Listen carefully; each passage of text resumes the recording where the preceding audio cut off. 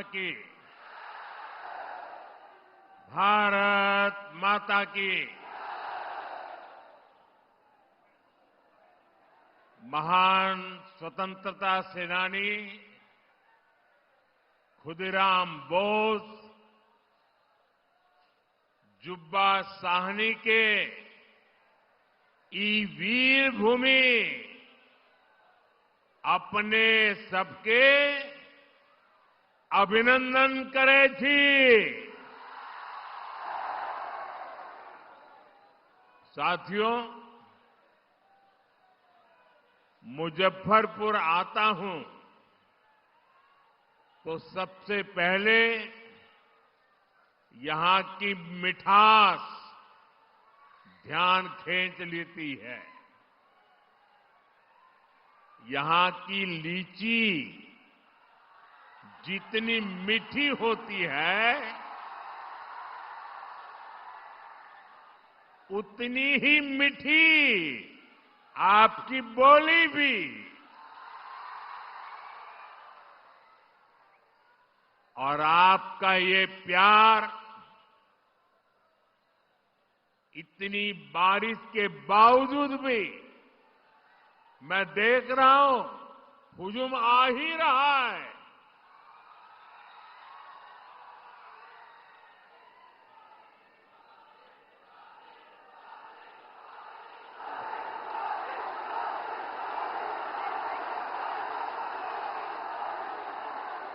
बिहार के मेरे भाई बहनों, बिहार के मेरे मालिकों, मैं आपका बहुत बड़ा कर्जदार हूं। और यहां तो इतनी बड़ी संख्या में युवा आए हैं।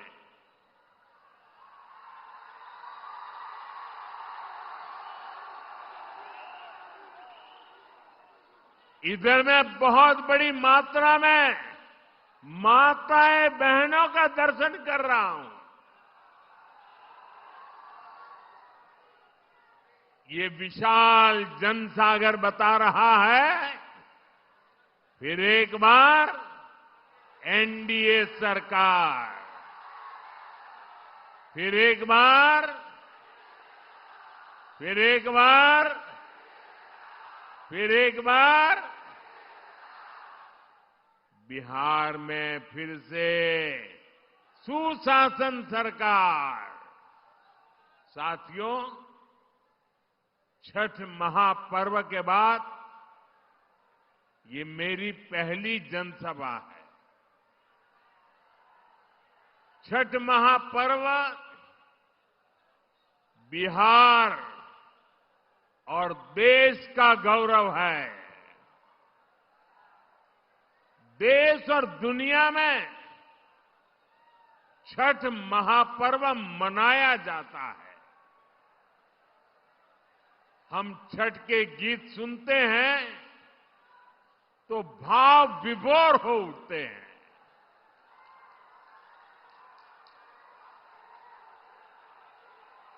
छठी मैया की पूजा में मां की भक्ति है।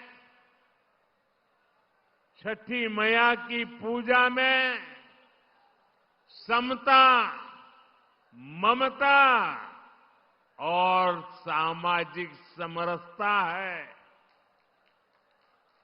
छठी मैया की पूजा ये हमारी साझी विरासत का उत्सव भी है। और इसलिए हमारी सरकार का प्रयास है कि दुनिया भी, ये जरा सुनना, दुनिया भी इन मूल्यों से सीखे। साथियों, हम छठ महापर्व को मानवता के महापर्व के रूप में दुनिया की एक बहुत बड़ी संस्था है, दुनिया के सारे देश उसके साथ जुड़े हुए हैं। उस संस्था का नाम है यूनेस्को, हम लोग कोशिश कर रहे हैं कि यूनेस्को की जो विश्व विरासत की सूची है, पूरी दुनिया की ये महत्वपूर्ण संस्था यूनेस्को, और उसमें जो विश्व विरासत की सूची बनती है, बड़ी जांच पड़ताल के बाद बनती है, लंबी प्रक्रिया के बाद बनती है। हमारी सरकार लगातार कोशिश कर रही है कि हमारे इस छठ महापर्व को भी यूनेस्को की उस सूची में नाम दर्ज हो जाए।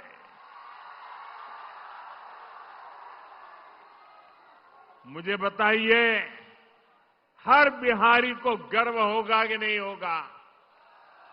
जरा पूरी ताकत से बताइए। जब दुनिया में ये महान विरासत के रूप में उसका नाम लिखा जाएगा, हर बिहारी को गर्व होगा कि नहीं होगा? हर हिंदुस्तानी को गर्व होगा कि नहीं होगा? साथियों, इसी दिशा में हम एक और अभियान भी शुरू करने जा रहे हैं, क्योंकि हम चाहते हैं कि नई पीढ़ी भी इस छठ महापर्व में गीतों की जो महान परंपरा है, गीतों के माध्यम से एक पीढ़ी को दूसरी पीढ़ी तक छठ महापर्व की संस्कार प्रक्रिया चलती है, उसको देशव्यापी ताकत देने के लिए हम पूरे देश में विभिन्न कलाकारों द्वारा छठ पूजा के भजनों की एक स्पर्धा करने वाले हैं। और छठ पूजा के पहले स्पर्धा कर लेंगे, ताकि नए नए कलाकार, नए नए गीत, नई नई भक्ति, नई नई भावना, इसको व्यक्त करने का देश की हर भाषा के लोगों को मौका मिले। इसमें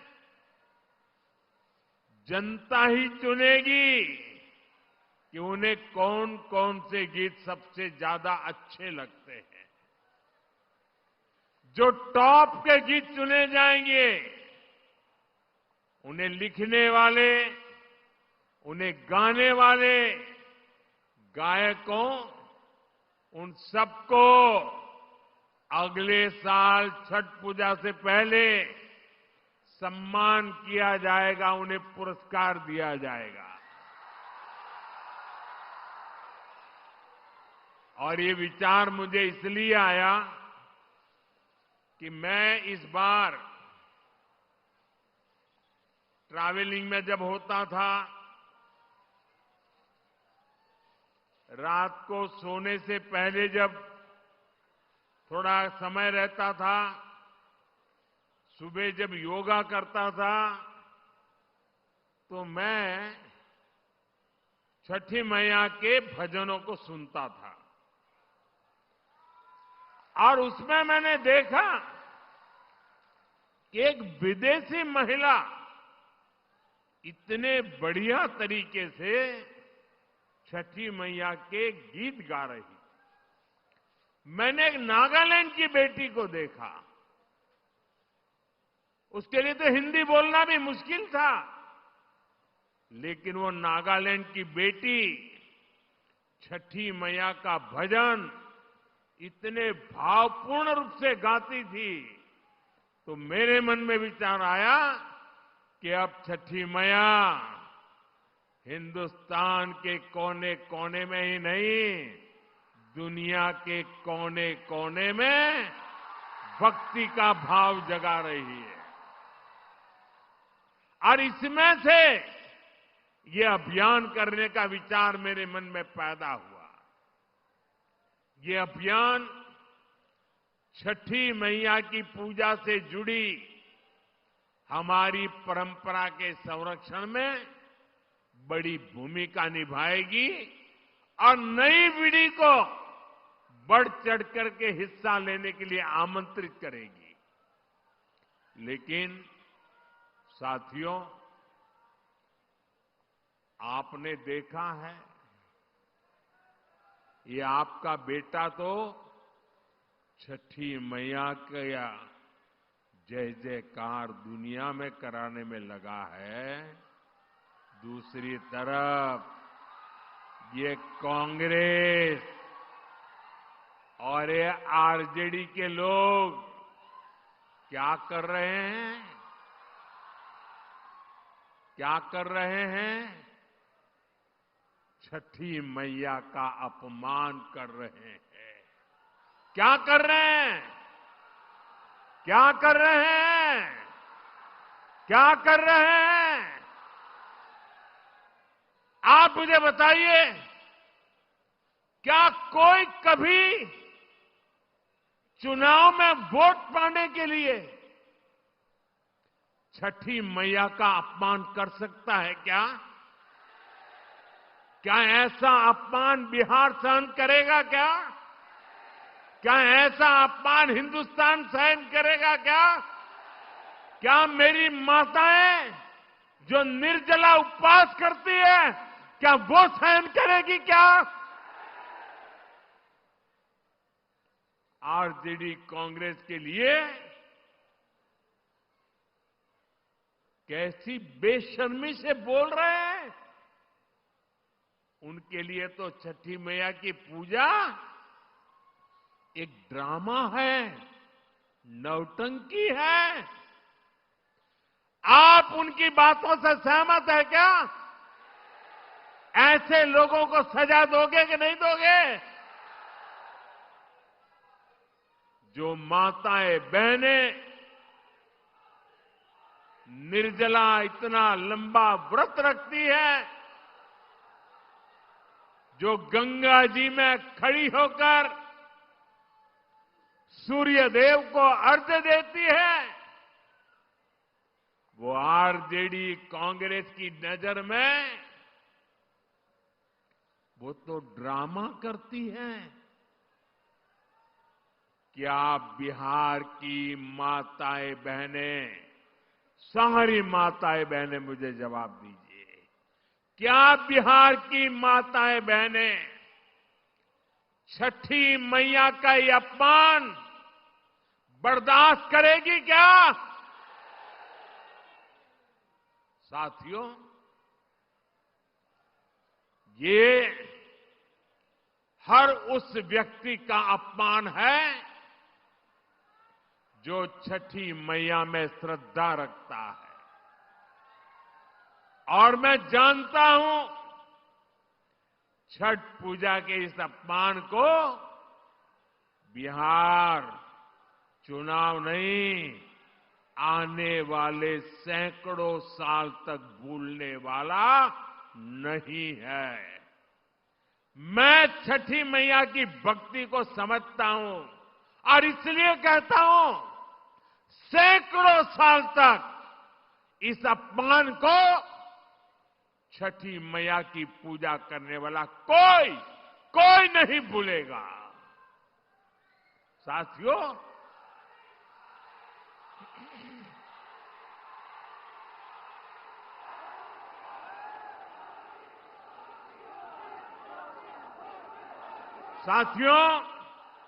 ये हमारा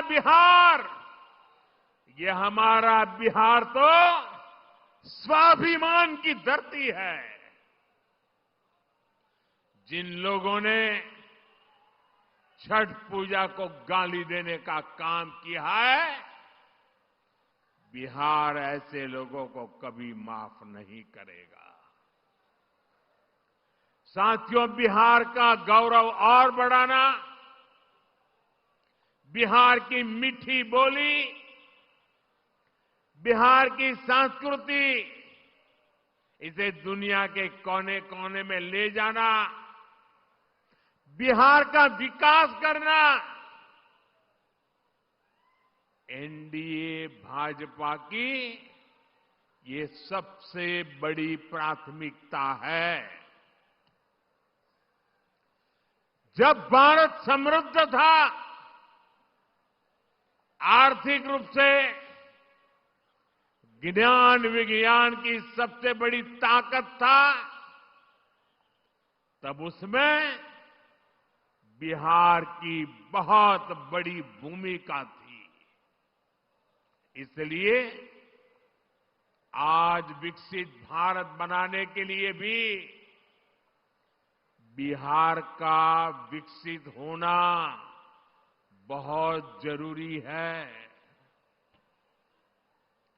साथियों, आरजेडी कांग्रेस कभी भी बिहार को विकसित नहीं बना सकते। इन पार्टियों ने बरसों तक बिहार पर एक छत्र राज किया, लेकिन इन्होंने आपको सिर्फ विश्वासघात दिया है। आरजेडी और कांग्रेस वालों की पहचान 5 चीजों से है। अगर मेरी बात सच लगे तो मुझे आपका अनुमोदन चाहिए, मुझे आपका साथ चाहिए। क्या किया है आरजेडी वालों ने, क्या किया है कांग्रेस वालों ने, क्या किया है जंगल राज वालों ने? मैं 5 शब्दों में उनके कारनामों की कथा कहना चाहता हूं। ये 5 शब्द कौन से हैं? कट्टा है कि नहीं है? कट्टा, क्रूरता है कि नहीं है? कटुता है कि नहीं है? कुशासन है कि नहीं है?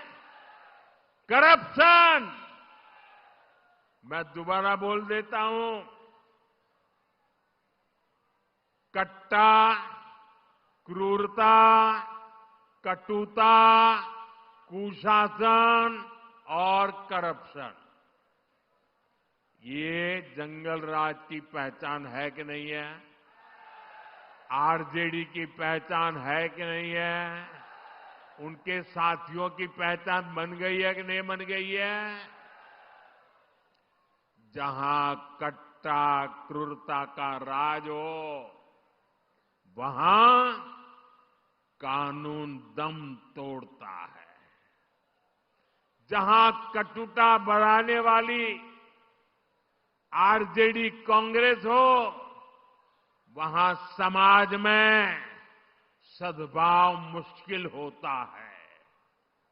जहां आरजेडी कांग्रेस का कुशासन हो, वहां विकास का नामो निशान नहीं होता है। और जहां करप्शन हो, वहां सामाजिक न्याय नहीं मिलता। गरीब का हक लूट जाता है। सिर्फ और सिर्फ कुछ परिवार ही फलते फूलते हैं। आप मुझे बताइए, ऐसे लोग क्या कभी भी, मैं जरा आपसे सुनना चाहता हूं, क्या ऐसे लोग कभी भी बिहार का भला कर सकते हैं क्या? बिहार का भला कर सकते हैं क्या? बिहार का भला कर सकते हैं क्या?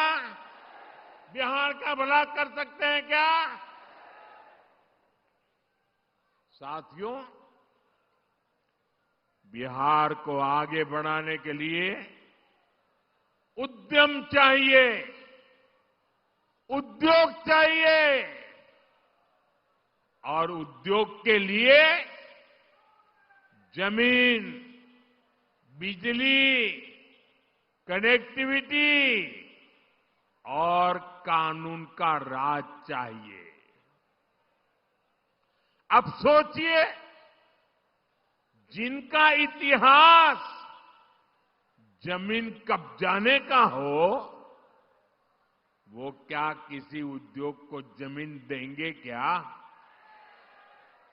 जिन्होंने बिहार को लालटेन युग में रखा, वो बिजली दे पाएंगे क्या? जिन्होंने रेल को लूटा, वो बिहार में कनेक्टिविटी बढ़ाएंगे क्या? जिन्होंने भ्रष्टाचार और घोटाले के रिकॉर्ड तोड़ दिए, वो कानून का राज ला सकते हैं क्या? साथियों, बिहार ने भाजपा एनडीए का सुशासन देखा है। आज बिहार में रेल के इंजन बन रहे हैं, डेयरी के बड़े बड़े प्लांट लग रहे हैं, मखाना अब दुनिया भर में जा रहा है, फूड प्रोसेसिंग हो, टेक्सटाइल क्लस्टर्स हो,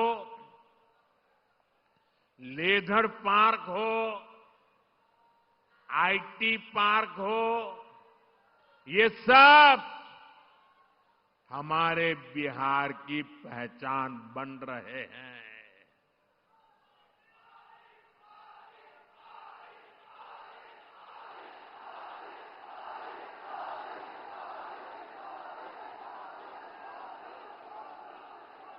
साथियों, कभी बिहार अपनी जरूरत के लिए मछली बाहर से मंगाता था। आज बिहार अपनी जरूरतें तो पूरी करता है, लेकिन बिहार के मेरे भाई बहन मछली दूसरे राज्यों को भी भेज रहे हैं, कमाई कर रहे हैं। ये आत्मनिर्भरता का कितना बड़ा उदाहरण बना है। साथियों, एनडीए का संकल्प है बिहार में पढ़ाई, कमाई, दवाई और सिंचाई, इसके भरपूर अवसर बने। बिहार का बेटा बेटी अब पलायन नहीं करेगा, बिहार में ही काम करेगा, बिहार का ही नाम करेगा।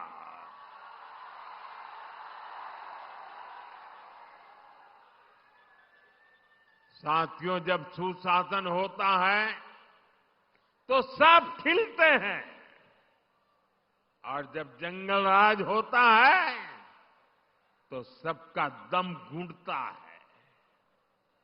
मैं इसका भी एक उदाहरण देता हूं। आजकल पूरा बिहार जीएसटी बचत उत्सव मना रहा है। इससे बिहार के हर परिवार को बचत हो रही है।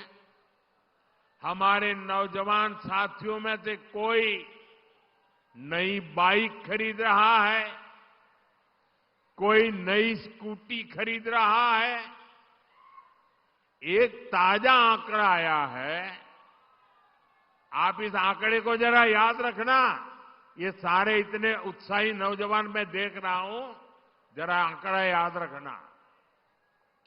पिछले साल यानी एक साल पहले इसी सितंबर अक्टूबर के महीने में बिहार में 50,000 मोटर बिक्री हुई थी। मोटरसाइकिल 50,000 मोटरसाइकिल की बिक्री पिछले 12 महीने पहले हुई थी। इस साल जीएसटी बचत उत्सव में इस वर्ष के सितंबर अक्टूबर के महीने में बिहार में करीब 1.5 लाख मोटरसाइकिल बिकी है। ये मेरे बिहार के युवा की ताकत है कि नहीं है? ये मेरा बिहार का युवा ताकतवर बन रहा है कि नहीं बन रहा है? यानी बिहार में 3 गुना अधिक मोटरसाइकिल की खरीदारी हुई है। यानी नई बाइक भी आ गई और हजारों रुपये भी बच गए। मैं आपसे पूछता हूं साथियों, कीमत कम होने से, जरा मुझे जवाब देना पड़ेगा, माताओं बहनों को भी देना पड़ेगा, युवाओं को जरा जोर से देना पड़ेगा। आप मुझे बताइए, कीमत कम होने से आप खुश है कि नहीं है? खुश है कि नहीं है? आपके गांव वाले खुश है कि नहीं है? शहर वाले खुश है कि नहीं है? बिहार वाले खुश है कि नहीं है? देश भर के लोग खुश है कि नहीं है? लेकिन साथियों, जंगल राज में ये काम संभव ही नहीं था। जंगल राज में तो गाड़ियों की दुकानें, गाड़ियों के शोरूम भी बंद हो गए थे। और ये बंद इसलिए हुए, इसलिए नहीं कि बिक्री नहीं, संभावना नहीं थी, लेकिन ये इसलिए बंद हो गए क्योंकि आरजेडी के नेता अपने टोलियां लेकर के अपने साथियों को लेकर के शोरूम लूटवा लेते थे, गाड़ियां लूट जाते थे। अरे किसी ने नई गाड़ी खरीदी हो तो उसके पीछे आरजेडी के गुंडे लग जाते थे। बताइए, ऐसे जंगल राज में क्या कोई अपनी पूंजी लगाता? कोई अपना शोरूम बनाता? कोई अपनी दुकान लगाता क्या? कोई नहीं लगाता। आरजेडी कांग्रेस के ऐसे ही कुकर्मों ने लाखों नौजवानों को बेरोजगार कर दिया, पलायन करने के लिए मजबूर कर दिया। साथियों, जंगल राज के दिनों को याद करते हैं तो अंदाजा लगता है कि हालात कितने खतरनाक थे। यहां आप मुजफ्फरपुर के लोग आरजेडी सरकार में हुए गोलू अपहरण कांड कभी नहीं भूल सकते।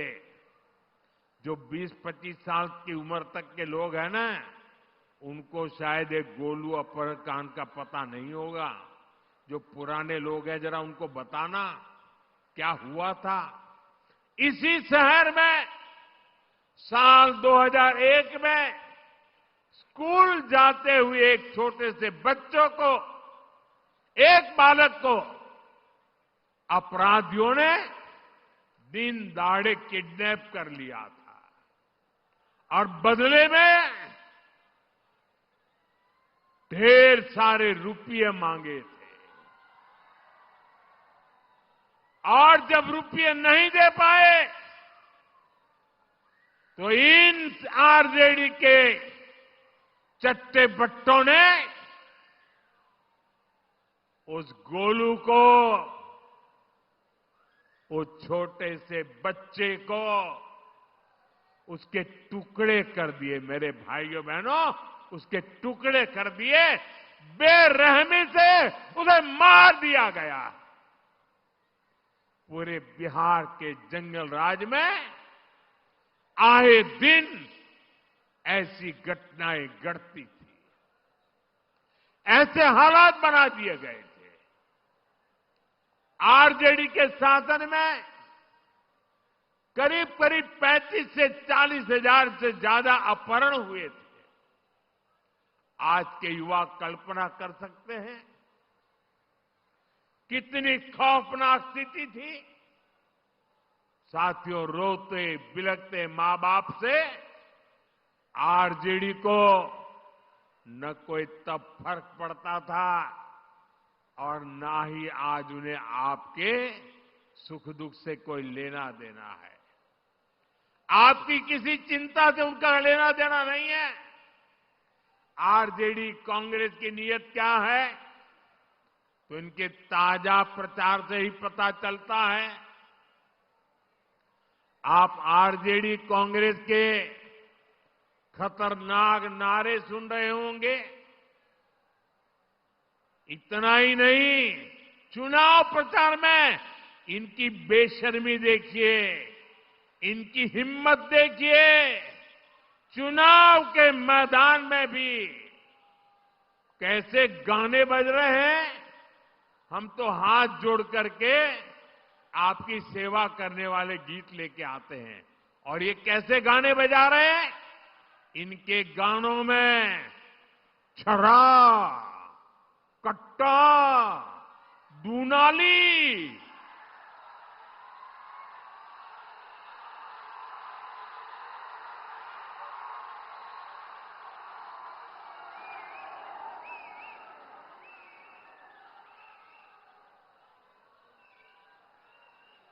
मैं तो सोच नहीं सकता भाई।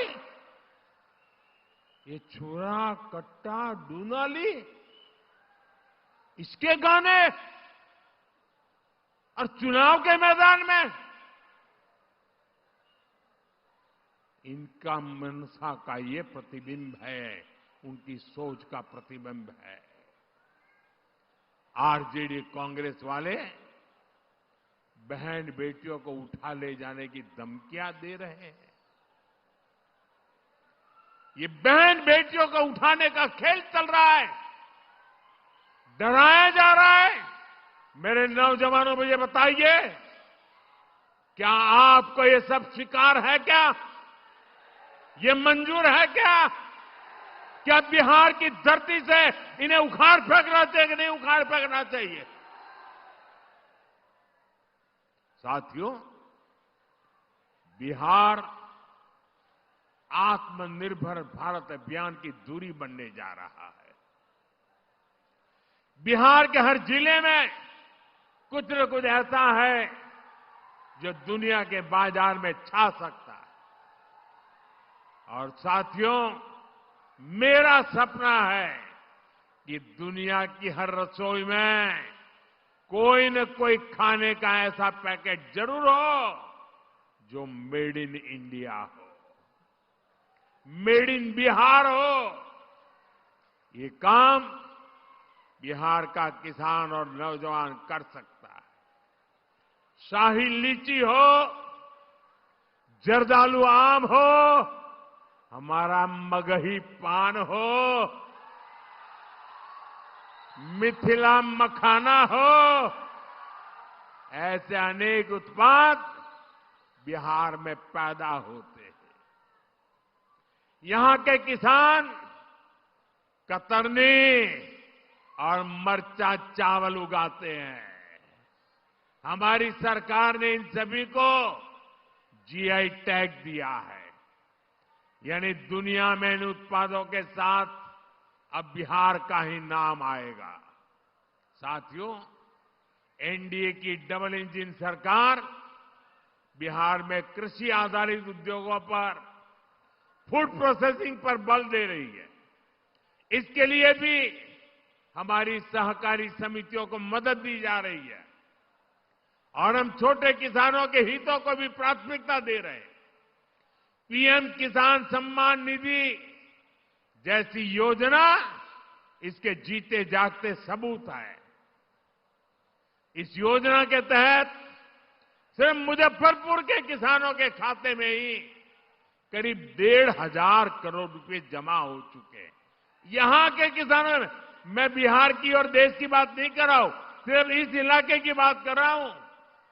1,500 करोड़ रुपया किसान के खाते में पहुंचा है। साथियों, मुजफ्फरपुर का विकास होता है तो पूरे उत्तर बिहार के लोग आगे बढ़ते हैं। आप याद करिए, जब कुशासन वालों की, जंगल राज वालों की सरकार थी, जब अस्पताल नहीं मिलते थे, बड़े बड़े डॉक्टर बिहार छोड़कर चले गए थे, और अब आज यही मुजफ्फरपुर में सैकड़ों करोड़ रुपए का कैंसर अस्पताल बना है। मुजफ्फरपुर मोतिहारी एलपीजी पाइपलाइन, इस प्रोजेक्ट के कारण अब बहनों की रसोई तक सस्ती गैस पहुंच रही है। साथियों, मुजफ्फरपुर की दरभंगा, पटना और छपरा के साथ कनेक्टिविटी सुधर गई है। हमारी सफर आसान भी हुआ है और दूरी भी कम हुई है। वो दिन दूर नहीं जब मुजफ्फरपुर का रेलवे स्टेशन और पताही एयरपोर्ट यहां की नई पहचान बनेंगे।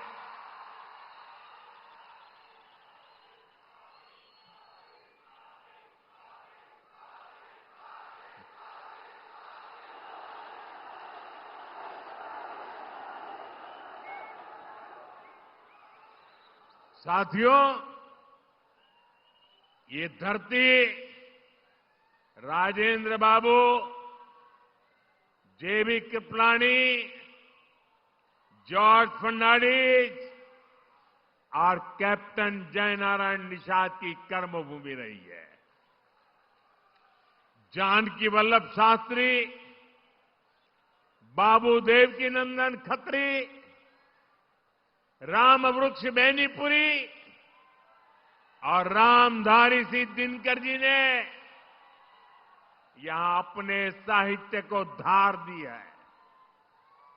बिहार की इन महान संतानों की प्रेरणा आज एनडीए सरकार के काम में दिखती है। आपको पता ही है, एनडीए सरकार ने मुजफ्फरपुर की किसान चाची का नाम आप जानते हैं। मुजफ्फरपुर का ही नहीं, पूरे बिहार का गौरव है। किसान चाची राजकुमारी देवी जी को हमने पद्मश्री अवार्ड से सम्मानित किया। कांग्रेस आरजेडी के राज में तो सम्मान भी उन्हीं को मिलता था जो इनके दरबार में हाजिरी लगाते थे। क्या ऐसे लोग गरीबों को आगे बढ़ा सकते हैं? साथियों, सामाजिक न्याय के नाम पर भी आरजेडी कांग्रेस ने आपको सिर्फ धोखा ही दे दिया है। सच्चाई ये है, ये लोग डॉक्टर बाबा साहब आंबेडकर का अपमान करने में गर्व करते हैं। जिन बाबा साहब की तस्वीर को करोड़ों भारतीय सिर माथे पर रखते हैं, अपनी पूजा में रखते हैं, ये आरजेडी वाले लोग उसको पैरों के पास जगह देते हैं। दलितों को लेकर आरजेडी कांग्रेस के मन में यही भावना है। साथियों, बाबा साहब का सम्मान, उनका विजन हमारी सरकार की बहुत बड़ी प्रेरणा है। हमारी सरकार ने बाबा साहब से जुड़े स्थानों को पंच तीर्थ के रूप में विकसित किया है। बहुत कम लोगों को पता होगा कि बाबा साहब ने जब पीएचडी की पढ़ाई की थी तो उनका विषय था रुपया, रूपी। वो अर्थव्यवस्था के बहुत बड़े जानकार थे। इसलिए ही भाजपा एनडीए की सरकार ने जो डिजिटल लेन देन वाला प्लेटफॉर्म है ना, आप जो मोबाइल से पैसे देते हैं, आपको पता है, हमने उसका नाम भीम रखा हुआ है। आज भीम ऐप ने डिजिटल लेन देन में अमीरी गरीबी का भेद मिटा दिया है। आज लाखों की गाड़ियों में चलने वाला भी भीम ऐप का इस्तेमाल करता है और ठेले पर सामान बेचने वाला मेरा गरीब भाई भी भीम ऐप से लेन देन करता है। बाबा साहब की प्रेरणा से असंभव को भी संभव कर दिखाया है। साथियों, ये हमारी सरकार ही है जिसने पिछड़ा वर्ग आयोग को संवैधानिक दर्जा दिया। हमने ही मुजफ्फरपुर की संतान डॉक्टर भगवान लाल साहनी को पिछड़ा वर्ग आयोग का अध्यक्ष बनाया। सबको अवसर मिले, सबको सम्मान मिले, यही सच्चा सामाजिक न्याय है और ये भाजपा एनडीए सरकार में ही संभव है। साथियों, बिहार की बहनों बेटियों में अद्भुत हुनर है। मां सरस्वती की आप बहनों बेटियों पर बहुत कृपा है। यहां की शानदार सृजनी कला से गांव-गांव में कई सारी बहनें जुड़ी है। लाठी चूड़ियां तो मुजफ्फरपुर की पहचान है। अब ये परंपरा से आगे फैशन में भी आ रही है। आप मुझे बताइए बहनों, आपकी जो एक कला है, ये जो कौशल है, ये पूरी दुनिया तक पहुंचानी चाहिए कि नहीं पहुंचनी चाहिए? आपकी कला दुनिया में जानी चाहिए कि नहीं जानी चाहिए? अरे पूरी ताकत से बताइए, जानी चाहिए कि नहीं जानी चाहिए? अब आप मुझे बताइए, ये काम कौन करेगा? ये काम कौन करेगा? ये काम कौन करेगा? ये काम कौन करेगा? ये काम भाजपा एनडीए को दिया, आपका एक वोट करने वाला है। साथियों, नरेंद्र हो या नीतीश जी, बहनों का सशक्तिकरण हमारी प्राथमिकता रही है। हमने गरीबों को पक्के घर दिए तो रजिस्ट्री बहनों के नाम पर की। हमने नल दिया, हमने मुफ्त गैस कनेक्शन दिया, मुफ्त अनाज दिया, ताकि बहनों की परेशानी कम हो। साथियों, अभी यहां नीतीश जी की सरकार ने बहनों के स्वरोजगार के लिए बहुत बड़ी योजना चलाई है। 1,30,00,000 बहनों के खाते में, हर एक के खाते में 10-10 हजार रुपया पहुंच चुके हैं।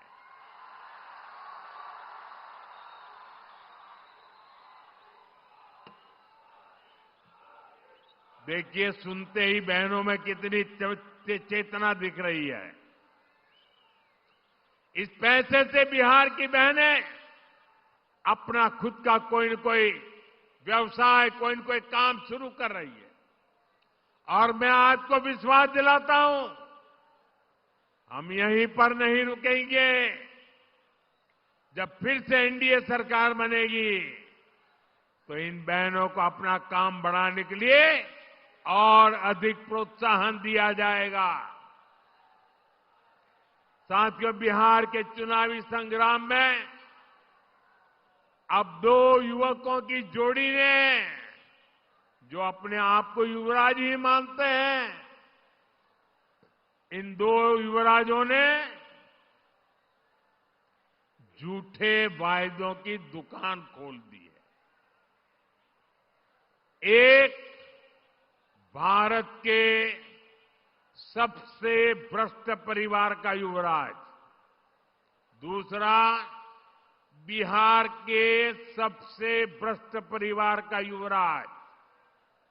ये दोनों ही हजारों करोड़ के घोटाले में जमानत पर है। और गांव में जो जमानत पे आता है ना, कोई भी उसका सम्मान नहीं करता है। इन दोनों ने कल भर भर के मोदी को गालियां दी है, भर भर के गालियां दी। अभी जो लोग नामदार हैं वो इस कामदार को गालियां तो देंगे ही। कामदार को गाली दिए बिना नामदार का खाना हजम नहीं होता है।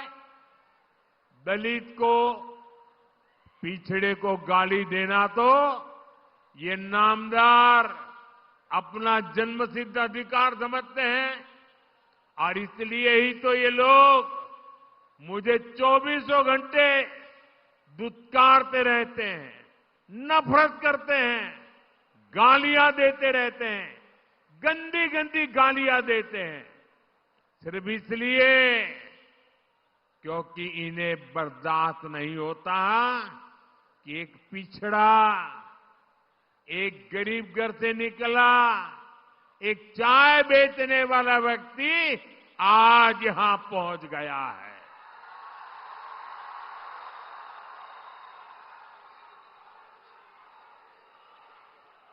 जो गालियां देते हैं जरा कान खुल करके सुनो।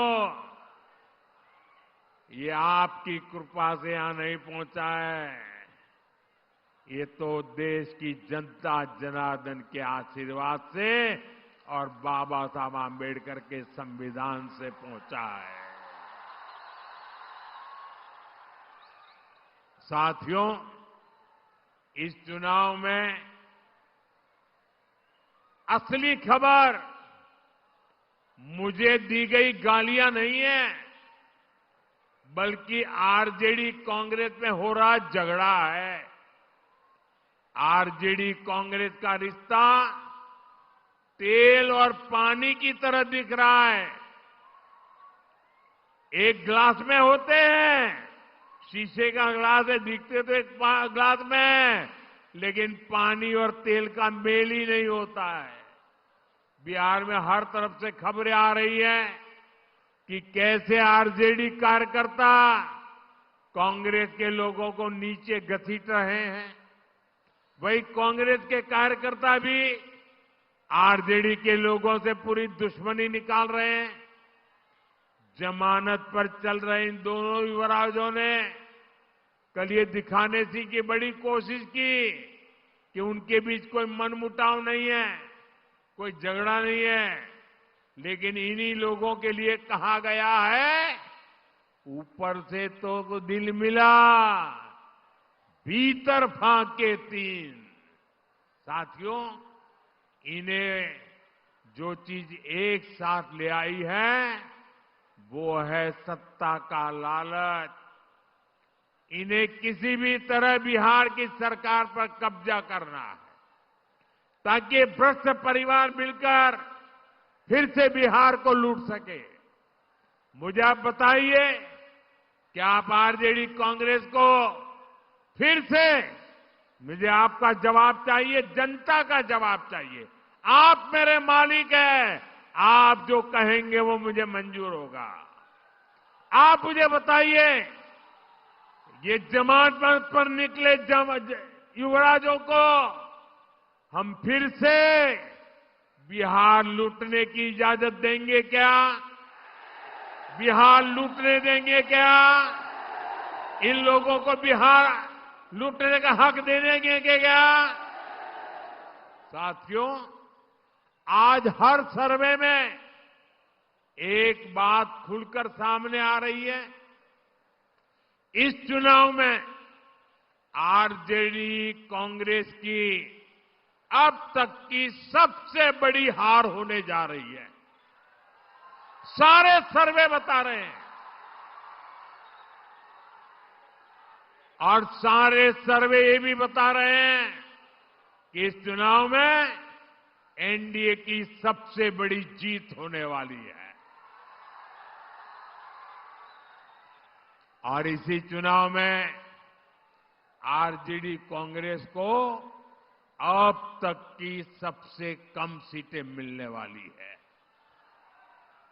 ये एक नया इतिहास बिहार के युवा, बिहार की महिला, बिहार का किसान, बिहार का मछुआरा बना रहा है। और इसी से आरजेडी कांग्रेस वाले बुरी तरह घबरा गए हैं। अपने घोषणा पत्र में ये लोग ऐसी ऐसी बातें बोल रहे हैं कि सिर्फ और सिर्फ झूठ है। ये लोग इतना फेंक रहे हैं कि इनके समर्थकों तक को हजम नहीं हो पा रहा है। मैं देख रहा था बिहार के युवा कैसे सोशल मीडिया पर इन लोगों का मजाक उड़ा रहे हैं। ये आरजेडी कांग्रेस वाले बिहार के लोगों की बौद्धिक क्षमता को कम आंकने का पाप कर रहे हैं। मैं जानता हूं बिहार के लोग आरजेडी कांग्रेस के झांसे में नहीं आएंगे, फिर एक बार एनडीए सरकार बनाएंगे। साथियों, बिहार अब विकास की रफ्तार पकड़ चुका है। यहां इस क्षेत्र में 6 नवंबर को मतदान है। कब है? कब है? जरा जोर से बोलिए, मतदान कब है? मतदान कब है? 6 नवंबर याद रखें। आपको अपना वोट बिहार की समृद्धि का नया रास्ता बनाने के लिए करना है।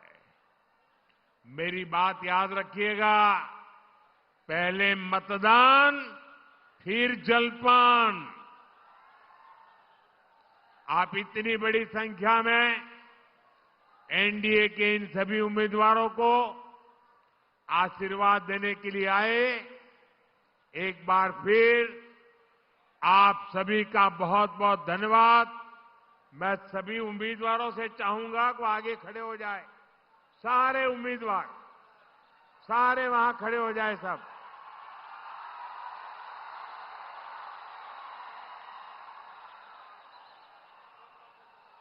मेरे साथ बोलिए, भारत माता की, भारत माता की, भारत माता की। जरा थोड़ा पीछे खड़े रहेंगे तो अच्छा होगा, थोड़ा, क्योंकि मैं आपको मिलता हुआ जाना चाहता हूं। हाँ, शाबाश। मैं आप सबको मिलकर के शुभकामना देना चाहता हूं। आपके पास आऊंगा। जनता जनार्दन आपको आशीर्वाद देने आई है। यही हमारे मालिक है। बोले भारत माता की, भारत माता की। बहुत बहुत धन्यवाद।